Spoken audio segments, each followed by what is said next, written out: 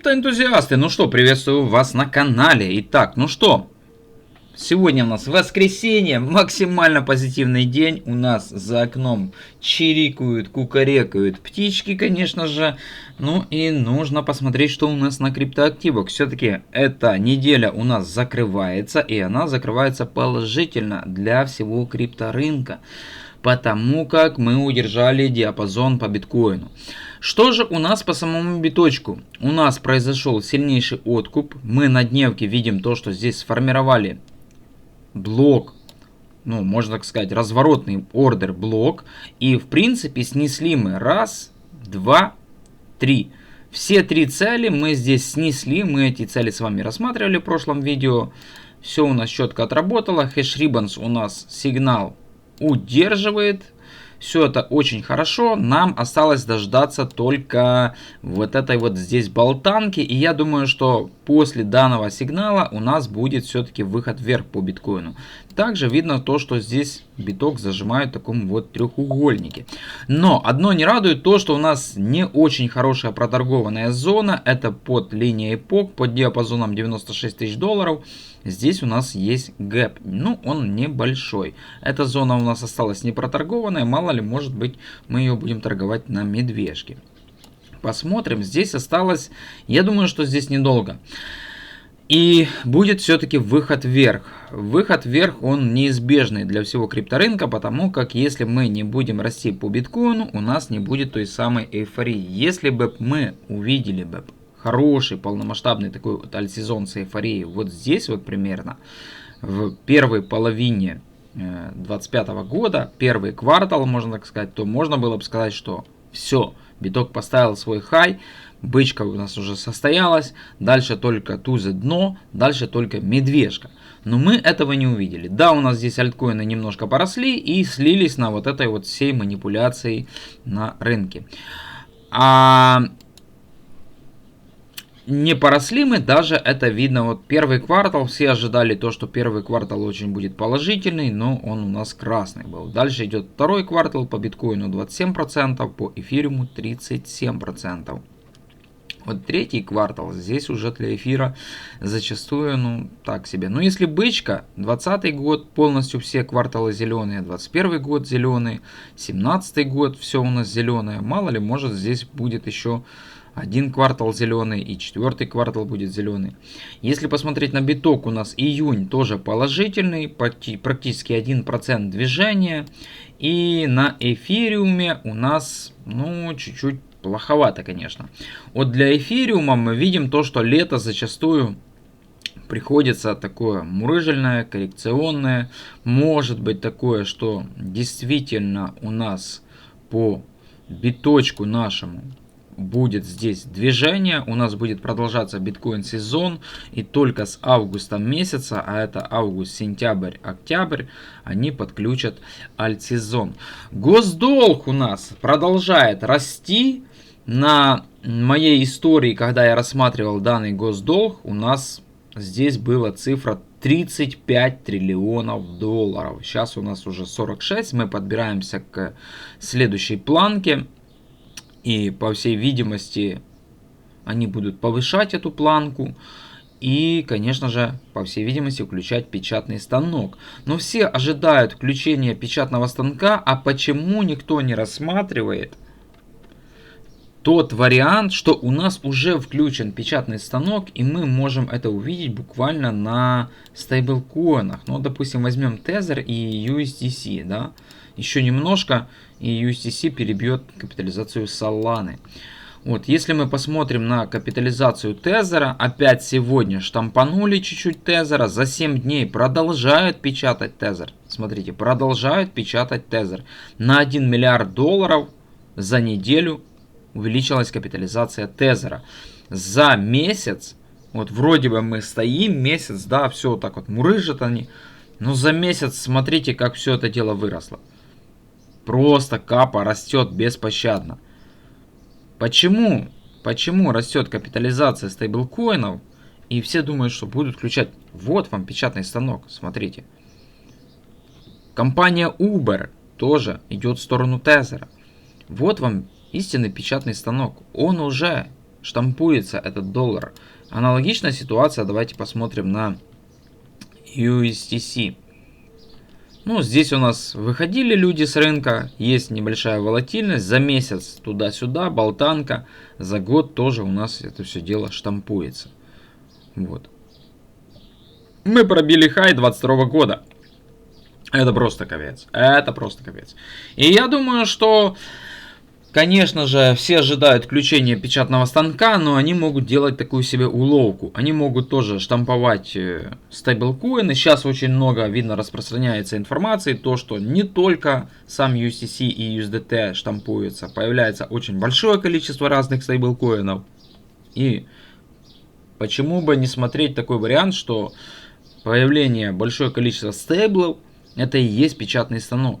Даже не нужно запускать никакую бумагу. Одной кнопкой вот так вот наштамповал, типа там привязка к золоту или там привязка к доллару, и все.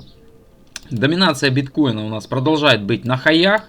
Поджали, подтянули сюда домку в блок сопротивления. Есть у нас здесь такой вот некий блок сопротивления.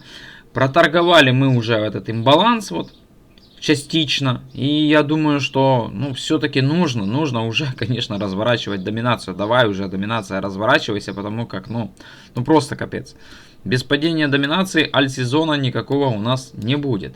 Если посмотреть по временному интервалу, мы с вами рассматривали постоянно доминацию биткоина, то, что вот-вот где-то она будет валиться. Предполагалось то, что она будет валиться в декабре 2024 года. Вот здесь вот было первое падение, и похожая ситуация, как было, допустим, у нас вот 21 год, да, шаблон бары, снижалась доминация, потом приподнялась, и дальше мы начали резко падать. Аналогичная ситуация здесь, вот приподнялась доминация, думали, что здесь падение через отскок дохлой кошки. И мы не падаем. Не падаем мы уже очень длительный период времени. Можно сказать, что цикличность на доминации биткоина практически сломлена, потому как в 2021 году мы здесь были уже конкретно в альт-сезоне. Вот начиная буквально с апреля по май и начало июня здесь был конкретный альт-сезон. Плюс мы даже еще и зашли уже в коррекцию. А тут у нас вообще даже доминация и не думает даже падать. Обычно зачастую, когда проходит 300 дней после халвинга биткоина, вот у нас 248, и 300 дней, 320, и идет конкретное падение. А здесь мы не видим никаких падений. Сегодня у нас уже 8 июня, и доминация биткоина 415 дней находится практически на своих хаях. 415 дней. Этот цикл просто всех уже вымотал. Вот я, например, пришел в рынок в 2021 году, уже более чем 4 лет нахожусь в крипторынке. Ну, такого даже, я вот смотрел был историю, там, 18-19 год, зоны накопления тогда рассматривал. Рассматривал то, что мы, в принципе, идем на медвежку в 2022 году. И я думаю, что, ну, быстро это все пройдет, там, год-полтора медвежки, и дальше опять бычка, дальше будет раскачка. Но мы этого не видим. 4 года просто-напросто творится трэш. Да, если ты сидишь в битке, то это очень хорошо. Но посмотрел, конечно же, и статистику. Большинство участников крипторынка не то, что не сидят в битке, они даже частично не имеют битка у себя в портфеле. Все находятся в альткоинах. И этот цикл просто от всех холдеров альты просто вымотал конкретно. Отмотали они все это дело. Ну, посмотрим. Я думаю, что все равно не может быть такого, чтобы безоткатно у нас доминация росла, без всяких падений. Все равно придет песенка на нашей улице, и мы увидим, конечно же, какой-то там движ на альте. Дай бог. Итак, DXY. DXY у нас буквально на фоне вот этих вот событий с Илоном Маском и Трампом потихоньку сползает вниз. Потихоньку он сползает вниз, и мы видим буквально пятницу.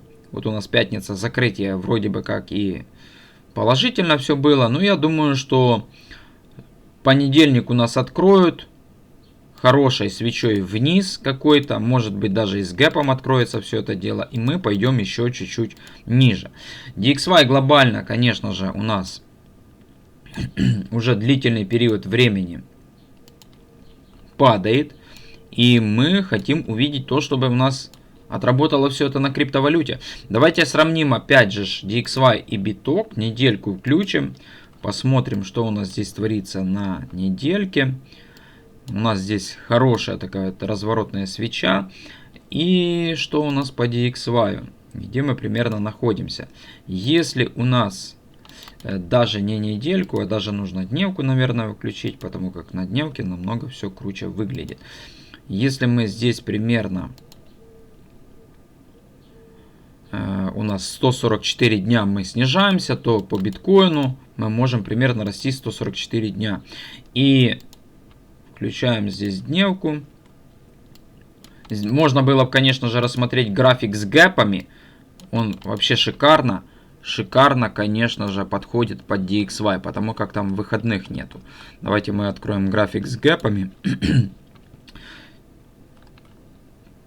Вот, график с гэпами нашими. Так, открываем график с гэпами и смотрим. Разворот у нас по DXY произошел 7 апреля. Ой, вернее, по биткоину 7 апреля. Сейчас у нас уже прошло 60 дней, 42 бара.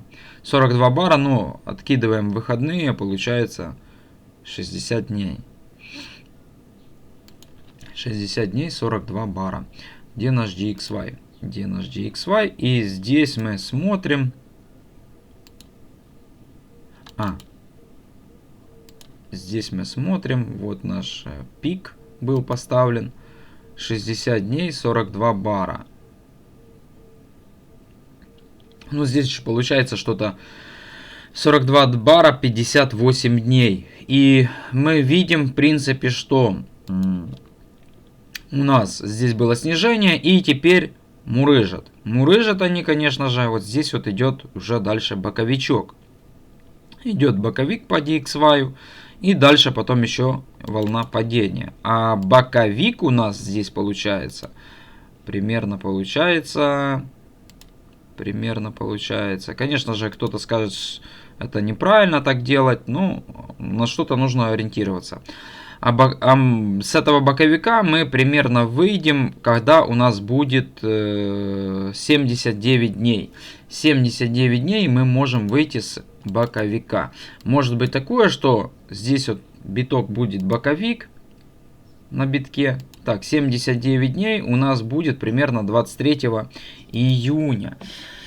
Примерно 23 июня. Как раз у нас будет заседание ФРС 18 числа, 18 июня ждем заседания ФРС. И, в принципе, нужно будет, наверное, пообщаться с чатом GPT, что он думает по поводу заседания ФРС. Если вам будет интересно, пишите в комментариях под видео, сделаем отдельный ролик с чатом GPT. Ну и, в принципе, что? Мы можем поставить здесь отметочку, такую 23 июня. Где-то примерно будем, наверное, все-таки выходить с этого боковика. Надеемся, что мы где-то в конце июня выйдем с этого боковика. Здесь у нас все-таки поджим идет, зажимает в таком треугольнике. И будем надеяться, что у нас все-таки произойдет заседание ФРС, и оно будет дальнейшим триггером для роста криптоактивов. Вот. Все-таки у нас... конкретно рынки обвалили, и я думаю, что Джером Пауль выйдет, скажет, все, будем спасать мы ситуацию, будем, конечно же, печатать, будем туда-сюда, но печатать мы пока не будем, а будем печатать, и только на обещаниях уже даже будут расти криптовалюты. В принципе, что, второй квартал у нас положительный, третий квартал для эфириума не очень таки хороший, но это летом, может оно будет и коррекционное, конечно же. Что у нас по гэпам? Гэпов у нас нету. Один единственный гэп на дневке, и его видно в диапазоне 91 тысяча долларов. Если мы посмотрим на 4-часовике, здесь тоже у нас нету гэпов. Все у нас четко проторговано. Ну, то, что один маленький гэп, это такое, на 9 тысяч долларов тоже у нас есть гэп. И здесь тоже у нас нету никаких гэпов. На 3-часовике, на 2-часовике тоже у нас нету гэпов. Все четко, шикарно они проторговали. Такое ощущение, что вроде бы как целей больше здесь уже нету, чтобы какие-то цели здесь забирать. На 45-минутке у нас тоже нету гэпов. Даже вверху нету никаких гэпов. Ё-моё, как-то странно. Здесь тоже у нас нету никаких гэпов, все четко проторговано. На 30 минутке биток потихоньку все это дело сползло, и сейчас они вот здесь вот потихоньку поджимают. В принципе, вот так вот. Все у нас шикарно на биткоине проторговали, гэпов нету. Ожидаем, наверное, все-таки заседание ФРС, это будет 18 число, через 10 дней менее чем 2 недельки. Если вам интересно, что скажет криптокотлетка GPT-шка по поводу ФРС, пишите в комментариях под видео, запилим новый ролик. Все у нас выглядит вроде бы неплохо, коррекция произошла, хэшрибанс держится. Надеемся, что дальше будет рост. На данной прекрасной ноте будем заканчивать. Всем спасибо за просмотр, всем пока, до связи и мирного неба.